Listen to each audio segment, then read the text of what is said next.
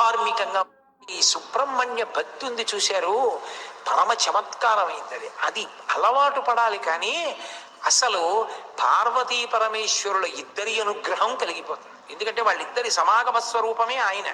సుబ్రహ్మణ్య ఆరాధనం గురించి మహాస్వామి చెప్తుండేవారు. సుబ్రహ్మణ్య ఆరాధనలో మహాస్వామి దిట్ట. అసలు ఆయన సన్యాసాశ్రమ స్వీకారం కుమారకోష్టంలోనే జరిగింది. అక్కడ స్నానమే చిట్ట చివరి స్నానం బ్రహ్మచారి గారు. కాబట్టి ఆ సుబ్రహ్మణ్యారాధన చేసేటటువంటి వాళ్ళకి లోపల దేవతలు మాత్రమే ఉంటారు, రాక్షస గణములు ఉండవు. రాక్షస గణములు లేని కారణం చేత, దేవతలే ఉన్న కారణం చేత వాళ్ళ కర్మానుష్ఠానం అంతా పరమభక్తి తత్పరతతో నిండిపోతుంది, పరమధార్మికంగా. ఈ సుబ్రహ్మణ్య భక్తి ఉంది చూశారు, పరమ చమత్కారమైంది అది. అది అలవాటు పడాలి. కానీ అసలు పార్వతీ పరమేశ్వరుల ఇద్దరి అనుగ్రహం కలిగిపోతుంది. ఎందుకంటే వాళ్ళిద్దరి సమాగమ స్వరూపమే ఆయన. సుబ్రహ్మణ్య ఆరాధనం గురించి మహాస్వామి చెప్తుండేవారు.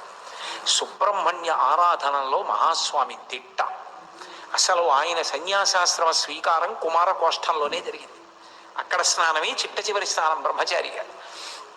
కాబట్టి ఆ సుబ్రహ్మణ్యారాధన చేసేటటువంటి వాళ్ళకి లోపల దేవతలు మాత్రమే ఉంటారు, రాక్షస గణములు ఉండవు. రాక్షస గణములు లేని కారణం చేత, దేవతలే ఉన్న కారణం చేత వాళ్ళ కర్మానుష్ఠానం అంతా పరమభక్తి తత్పరతతో నిండిపోతుంది.